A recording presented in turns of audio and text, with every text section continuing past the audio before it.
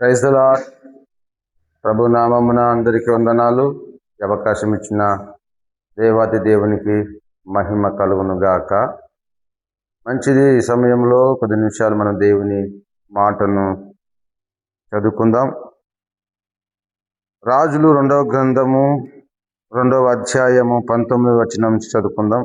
అంతటా ఆ పట్టణపు వారు, ఈ పట్టణము ఉన్న చోటు రమ్యమైనదని మా ఏలినవాడవైన నీకు కనబడుచున్నది గాని నీళ్లు మంచివి కావు, అందుచేత భూమియు నిస్సారమై ఉన్నదని ఎలీషతో అనగా, అతడు క్రొత్త పాత్రలో ఉప్పివేసి నా యుద్ధకు తీసుకొని రండని వారితో చెప్పెను.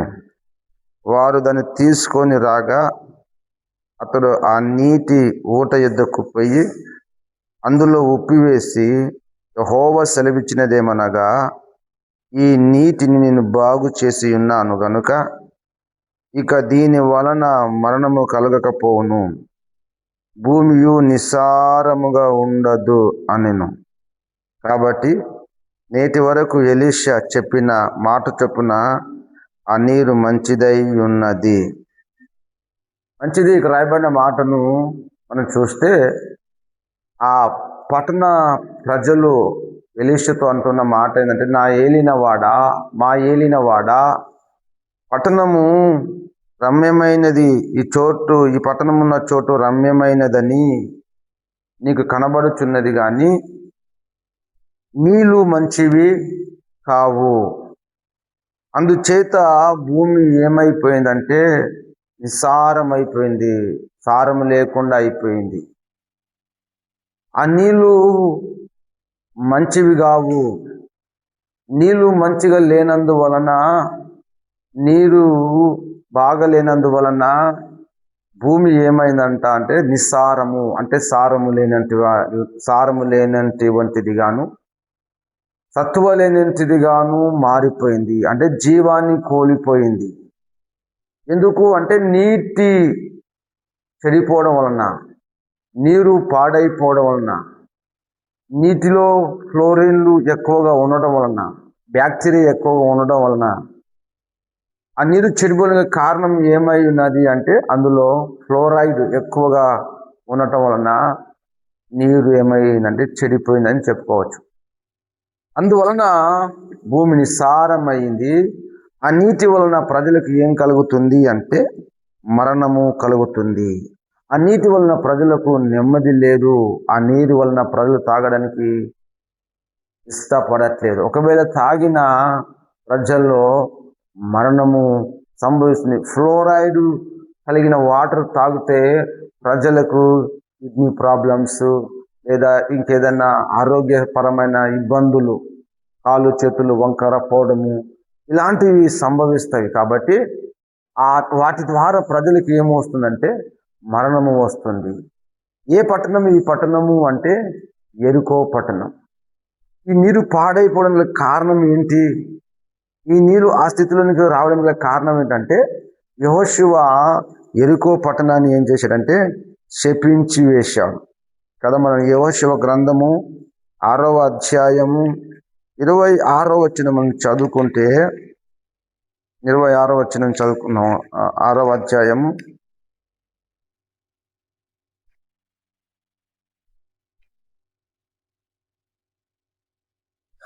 ఆ కాలమున యెహోషువ జనుల చేత శపథము చేయించి వారికి ఇలాగు ఆజ్ఞాపించెను, ఎవడు యెరికో పట్టణమును కట్టించపూను కొనునో వాడు యెహోవా దృష్టికి శాపగ్రస్తుడగును. వాడు దాని పునాది వేయగా వాని జ్యేష్ఠ కుమారుడు చచ్చును, దాని తలుపులను నిలవెత్తగా వాని కనిష్ఠుడు చచ్చును. ఆ పట్టణము ఏమైపోయింది అంటే శపించబడినదిగా మారిపోయింది. ఆ పట్టణంలో శాపం ఉంది. ఆ ప్రాంతంలో దేవుని శాపము ఏలుబడి చేస్తూ ఉంది.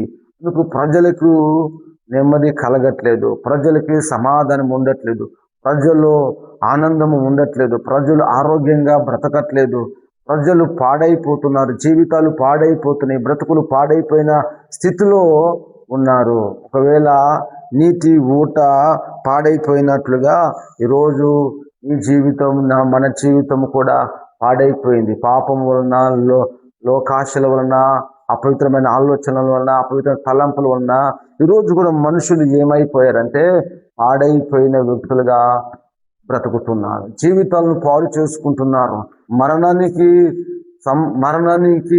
మరణకరమైన రోగం చేత బాధపడుతున్నారు. మరణకరమైన స్థితిలోనికి వెళుతున్నారు.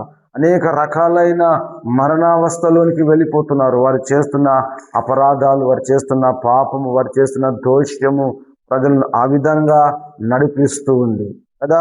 అందుకు ఎలీషా అన్నాడు, ఒక కొత్త పాత్రలో ఉప్పు వేసి నా ఎద్దకు తీసుకొని రండి అని చెప్పగా, వారు ఉప్పు తీసుకుని ఆయన దగ్గరకు వచ్చినప్పుడు అతడు ఆ నీటిలో ఉప్పు వేసినప్పుడంట, ఉప్పు వేసినప్పుడు ఆ నీరు ఏమైందంటే మంచి నీరుగా మారిపోయింది. వారు దాన్ని తీసుకొని రాగా అతడు ఆ నీటి ఊట యొద్దకు పోయి అందులో ఉప్పు వేసి, యెహోవా సెలవిచ్చినదేమనగా, ఈ నీటి నేను బాగు చేసి ఉన్నాను గనుక దీని వలన మరణము కలగకపోవును, భూమి నిస్సారముగా ఉండదు అని. ఊట పాడైపోయింది కదా. ఇప్పుడు ఊట బాగు చేయాలంటే ఎలీషా ఏం చెప్పాడంటే, ఒక కొత్త పాత్రలో ఉప్పు వేసి తీసుకొని రండి అని చెప్పినప్పుడు వారు ఒక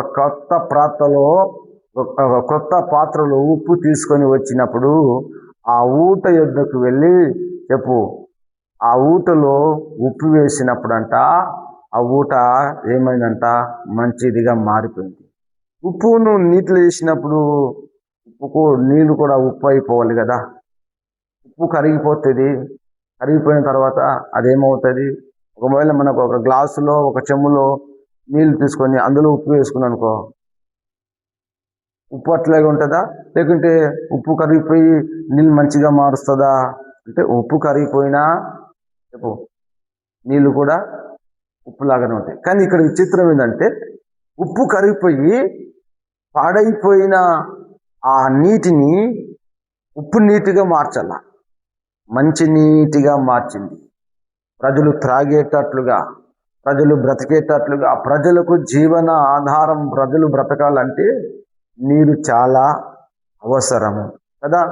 ఆ ఎలీషా ఎప్పుడైతే ఆ ఉప్పును నీటిలో వేశాడో, ఆ ఊటలో పోశాడో, ఆ ఊటలన్నీ ఏమైపోయినామంటే జీవధారులుగా, ఆ ఊట జీవధారులుగా అంటే జీవింప చేసే ఊటగా, బ్రతికించే ఊటగా, ఒకప్పుడు చెడు ఊట, ఒకప్పుడు పాడు చేసిన ఊట, ఒకప్పుడు పనికిరాని ఊట ఇప్పుడు పనికొచ్చే ఊటగా మారిపోయింది.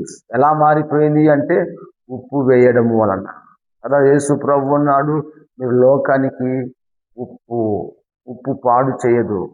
ఉప్పు ఒక పదార్థాన్ని చట్నీ చేసుకోవాలన్నా, చట్నీ, మామిడికాయ చట్నీ, నిమ్మకాయ చట్నీ, ఏదైనా చట్నీ పెట్టాలన్నా ఆ ఉప్పును కలిపి పెట్టినప్పుడు, ఉప్పు కలిపి వేసినప్పుడు ఆ పదార్థం చాలా ఏండ్లతో, చాలా నెలల పాటు అలాగే పాడవకుండా ఉంటుంది. అంటే ఉప్పుకున్న స్వభావం ఏంటంటే పాడు చేసేది కాదు, బాగు చేసేది.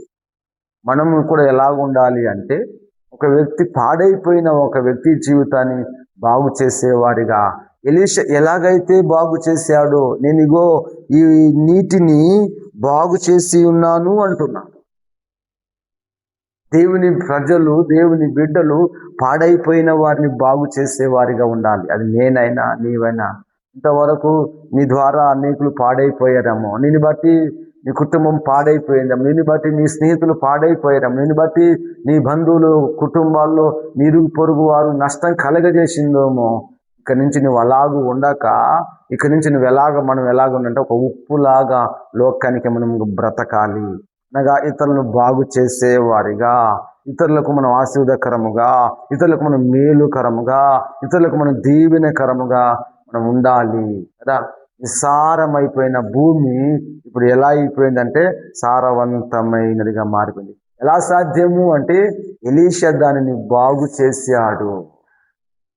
ఎలీషా గారు, ప్రవక్త అయిన ఎలీషా గారు ఆ నీటి ఊటను ఏం చేశాడంటే ఉప్పు వేసి బాగు చేశాడు. ఆ ఉప్పు యేసయ్యని అనుకుంటే, ఆ ఉప్పు మనమే అనుకుంటే, చెప్పు, మన జీవితం బాగుపడాలంటే మన జీవితానికి ఉప్పు అనబడుతున్న యేసుక్రీస్తు వచ్చినప్పుడే, దేవుని వాక్యం మన జీవితంలో ఉన్నప్పుడే, దేవుని వాక్యం నీ జీవితంలో ఉన్నప్పుడే, ఆ వాక్యం మన జీవితంలో ఉన్న, ఆ వాక్యం మన బ్రతుకులో ఉన్న కల్మషాన్ని, మన జీవితంలో ఉన్న దుష్టత్వాన్ని, మన జీవితంలో ఉన్న పాపనంతా కడిగి వేస్తుంది కదా.